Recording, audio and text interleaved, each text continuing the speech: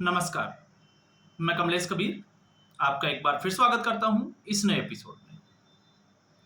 कल के एपिसोड में हमने बात की थी अमेरिका की आसिफ मुनीर की, क्योंकि आसिफ मुनीर आर्मी डे के ऊपर स्पेशल गेस्ट के रूप में अमेरिका गए हुए हैं और उसके ऊपर हमने चर्चा की थी। हालांकि इस वीडियो की तैयारी मैंने जो है वो एक दिन पहले की थी, इसलिए मैंने कल के वीडियो में कुछ फैक्ट्स के साथ में कुछ तथ्य आपके सामने रखे थे और आज उन तथ्यों से आगे बढ़कर हम बात करने वाले हैं कि हमारा जो आकलन था वो बिल्कुल सही और सटीक था। पिछले परसों की अगर हम बात करें, जिस दिन मैंने इस वीडियो के कुछ फैक्ट्स निकाले थे, उस दिन मेरा इरादा शाम के समय था कि मैं इस पे आपसे चर्चा करूं, लेकिन जब अहमदाबाद की जो घटना हुई उसके बाद में एक तौर से हम ये कह सकते हैं कि मन नहीं किया वीडियो बनाने का, तो फिर उसके बाद में मैंने उसके ऊपर कोई चर्चा नहीं की। तो जो घटना हुई अहमदाबाद में, वाकई में वो जो हुआ बहुत गलत हुआ, लेकिन कहते हैं कि दुर्घटना में किसी का वश नहीं होता, तो हम और आप जो है वो कुछ कर नहीं सकते। हम सब लोग जो है वो बेबस नजर आते हैं, क्योंकि होने को कोई ज्यादा जो है वो टाल नहीं सकता। तो ऐसी स्थिति में कल भी हमने बात की थी और आज हम बात करेंगे। आज हम बात इसलिए करेंगे क्योंकि इजराइल और ईरान में जबरदस्त तरीके से जो है वो वार छिड़ गई है। जिस तरीके से इजराइल ने अपने अस्तित्व की सुरक्षा के लिए ऑपरेशन लॉयंस जो है वो लॉन्च किया था ईरान में, तो ईरान का जो है वो पलटवार, क्योंकि मुस्लिम देश है तो ये सबको पता था कि ईरान जो है वो पलटवार करेगा और जबरदस्त पलटवार करेगा, और ईरान ने ठीक वैसा ही किया। अलग अलग न्यूज चैनल पे हालांकि जो खबर है वो अलग अलग तरीके से आ रही है। किसी पे आपको 150 के आसपास जो है वो बैलिस्टिक मिसाइल की खबर मिलेगी, 200 300, लेकिन कितनी भी हो। और कुछ मिसाइल जो है वो तेल अवीव में गिरी भी है, नुकसान भी हुआ है, कुछ लोगों की जानें भी गई है। इसी तरीके से यरूशलेम में, तो ये तमाम तरीके की जो है वो खबरें आ रही है। अब ऐसी स्थिति में इजराइल का साथ देने के लिए अमेरिका को आगे आना ही पड़ेगा, और आपने देखा होगा अमेरिका इसमें पहले ही बयान दे चुका है कि अगर ईरान जो है वो डील नहीं करता है अमेरिका के साथ साइन, तो उसको उसका अंजाम जो है वो भुगतना पड़ेगा, और इजराइल जो है वो भीषण हमला कभी भी कर सकता है। और इसीलिए अमेरिका ने इससे पहले एक संकेत दे दिया था अपने दूतावास खाली कराने का। तो अब तो वो स्थिति बन चुकी है, इसलिए हम जो है वो खुलकर बात कर सकते हैं कि हमारे जो फैक्ट्स थे वो बिल्कुल करीब करीब थे। और इसकी जरूरत क्यों पड़ी? क्योंकि कल के मुद्दे हमारा ये था कि आखिर पाकिस्तान जो है वो, अमेरिका जो है वो अचानक से पाकिस्तान के साथ क्यों चला जा रहा है। तो आपको अमेरिका की जरूरत को समझना पड़ेगा, और जरूरत को समझने के लिए आपको पता होगा जियोपॉलिटिक्स को समझने के साथ साथ कुछ इतिहास के पन्ने भी पलटने पड़ते हैं। लेकिन दुर्भाग्य से हमारा जो सोशल मीडिया है वो इस तरीके की हिमाकत करता नहीं है, क्योंकि इसके लिए समय की जरूरत होती है, इसमें समय लगता है फैक्ट्स निकालने में, ढूंढने में, और फिर उसके ऊपर बात करने में।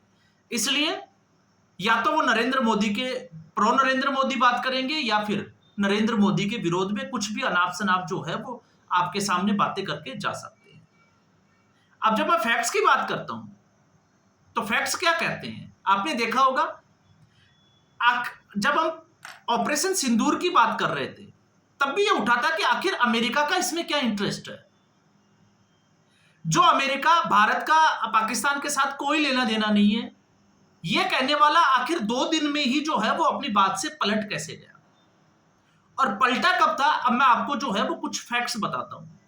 नूर खान एयरबेस को जब इंडिया ने टारगेट किया और कैराना हिल्स को टारगेट किया, ब्रह्मोस मिसाइल दागी, उसके बाद से ही यूएसए के जो है वो पांव फूलने लग गए थे। और उसके बाद यूएसए पाकिस्तान से बात करके पाकिस्तान को जो बोला कि आप जो है वो तुरंत सीज फायर के लिए जो है वो भारत को कॉल करे, ये सच्चाई है। भारत ने कॉल नहीं किया, पाकिस्तान ने इंडिया के जो है वो डीजीआरएमओ को फोन किया, लेकिन किसके दबाव में किया? पाकिस्तान के दबाव में। क्यों किया? क्योंकि नूर खान जो एयरबेस है, अब आप जो है वो मेरी बात को छोड़ दीजिए, पाकिस्तान के एक रक्षा विशेषज्ञ हैं इम्तियाज गुल, आप आप उनका जो है वो पिछले कुछ दिनों से जो भी वो लेख लिखते हैं, आप उनको उठाकर देखिए। और उनका यह मानना है कि नूर खान एयरबेस जो है वो पूरे तरीके से अमेरिका के कब्जे में है, और लगातार यहां पर जो है वो अमेरिका के फाइटर जेट्स भी देखे जाते हैं और अमेरिका के कार्गो प्लेन्स भी देखे जाते हैं।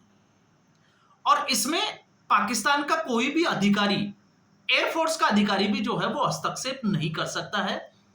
इस हद तक पाकिस्तान के कब्जे में है।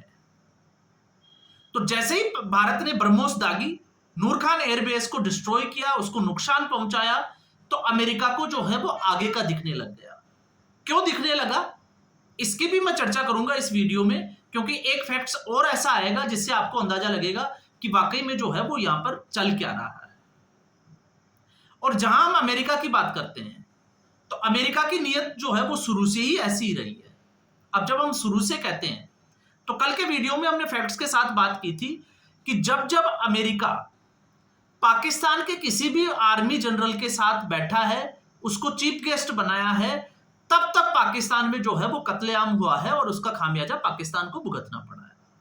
पहला हुआ 1982, उसमें मैंने फैक्ट्स के साथ बात की थी कि किस तरीके से जियाउर रहमान जो है उसको बुलाया गया था, जियाउल-हक को, और फिर उसके बाद में जो पाकिस्तान में हुआ, उसके बाद परवेज मुशर्रफ, और अब जो है वो आसिम मुनीर।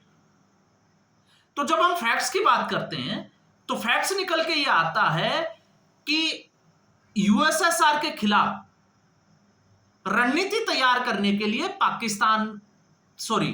अमेरिका को पाकिस्तान में एक सुरक्षित एयर स्पेस की जरूरत थी, उनके फाइटर जेट्स के लिए या फिर उनके जो बॉम्बर्स थे उनके लिए। और ये सिर्फ और सिर्फ जो है वो पाकिस्तान कर सकता था, क्योंकि पाकिस्तान इसलिए कर सकता है क्योंकि पाकिस्तान के सामने चुनौती है इकोनॉमी की, पैसे की। तो अमेरिका टुकड़े फेंकता है और पाकिस्तान जो है वो करता वैसे ही है जैसे अमेरिका चाहता है।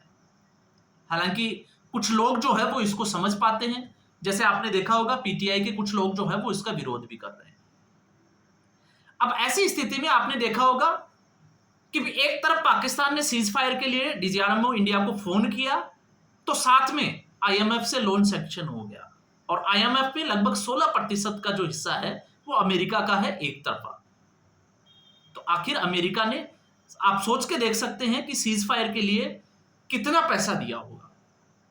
और फिर उसके बाद में अमेरिका को यह पता था कि इजराइल एक दिन ईरान के ऊपर हमला करेगा और ईरान जो है वो इसका पलटवार भी करेगा। तो ऐसी स्थिति में अमेरिका को जो है वो एक रणनीति बनाने के लिए, इजराइल का साथ देने के लिए पाकिस्तान में जगह की जरूरत है, यह पूरी दुनिया जानती है। और ऐसे में इजराइल, क्योंकि ईरान अगर जो है वो हमला करता है तो फिर इजराइल के साथ अमेरिका की मजबूरी है कि वो इजराइल का साथ दे, और ऐसा करने के लिए आप सोच के देखिए कि अमेरिका को एयरबेस की जरूरत नहीं पड़ेगी।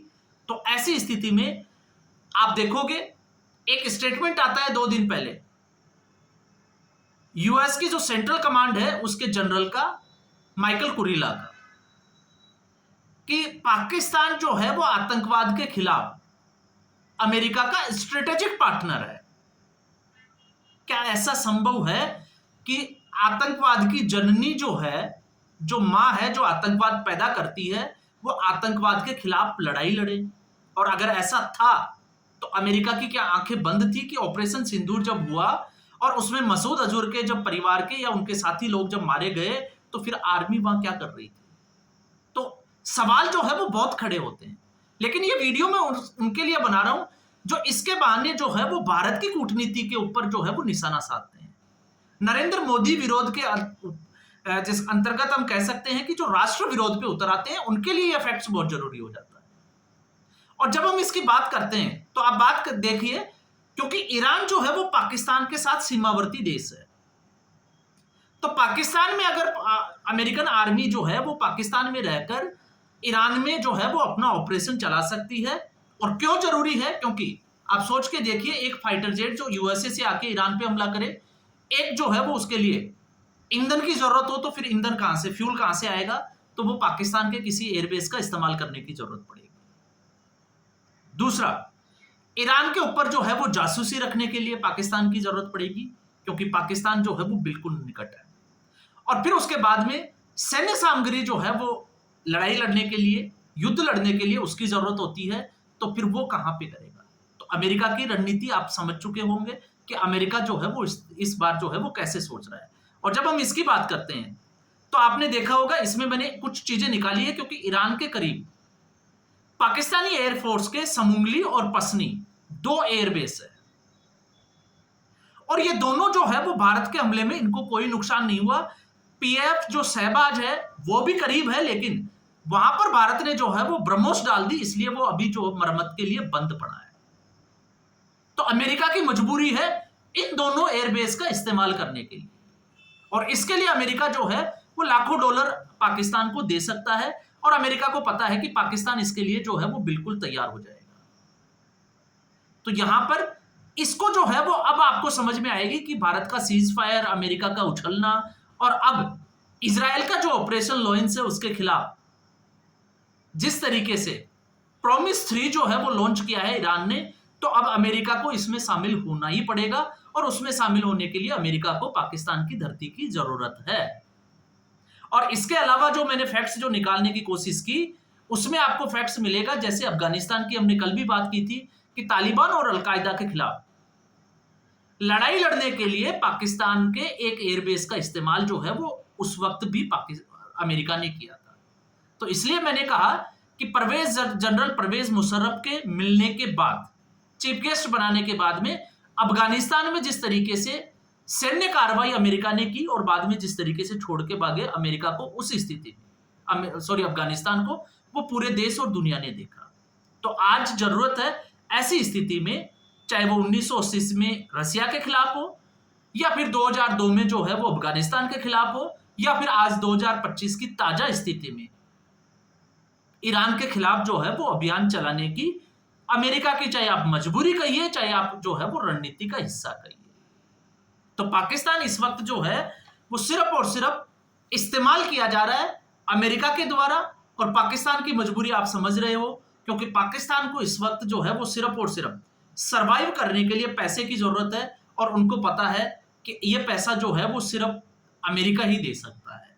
जबकि आप सोच के देखिए कि पाकिस्तान जो है वो चीन के इस वक्त बिल्कुल करीबी है, और उस स्थिति में पाकिस्तान को कभी भी अमेरिका अपने हाथ से जाने नहीं देगा, क्योंकि चीन वो भी अमेरिका की चुनौती है, इधर ईरान जो है वो भी चुनौती बनी हुई है, और ऐसी स्थिति में भारत जो कि एक उभरती हुई अर्थव्यवस्था है, तो आने वाले समय में ये भी जो है वो एक बड़ी चुनौती बन सकती है। तो जब जनरल माइकल कुरिला ये कहते हैं कि आईएसआईएस और खुरासान के जो खिलाफ अभियान चलाया था अमेरिका में, उसमें भी जो है वो पाकिस्तान का हाथ था, तो आपको ये भी पता होना चाहिए कि ईरान जो है वो एक मुस्लिम कंट्री है, तो इस युद्ध में पाकिस्तान सीधे तौर से अमेरिका के साथ नहीं खड़ा हो सकता। और पाकिस्तानी आवाम की जब हम सोच की बात करते हैं, तो पाकिस्तान की आवाम तो हमास और फिलिस्तीन के साथ है, वो तो इजराइल के विरोध में खड़ी है।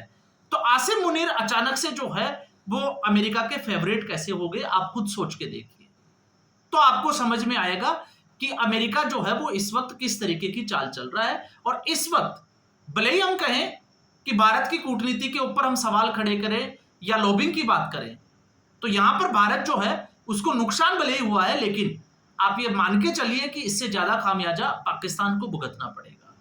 और अमेरिका ठीक जिस तरीके से अफगानिस्तान को इस्तेमाल किया, वैसे ही जो है वो पाकिस्तान को भी इस्तेमाल करेगा, और ये आने वाले 2-4 दिन में तस्वीर साफ होने वाली है। इसलिए मैं कहता हूं कि हमेशा जो है वो बात फैक्ट्स के साथ करनी चाहिए, स्टडी करके कि आखिर जियोपॉलिटिक्स में चल क्या रहा है। बाकी गाये बगाए जो है वो आपको सोशल मीडिया पे और इंडियन मीडिया जो चैनल्स है उनके ऊपर आपने देखा होगा किस तरीके की खबरें जो है वो चलती है, जिनका ना कोई आधार होता है, ना उनके पीछे कोई तथ्य होते हैं। तो आज के एपिसोड में बस इतना ही। उम्मीद करूंगा वीडियो एपिसोड आपको पसंद आया होगा। वीडियो को लाइक करें, शेयर करें, चैनल जरूर सब्सक्राइब करें। धन्यवाद।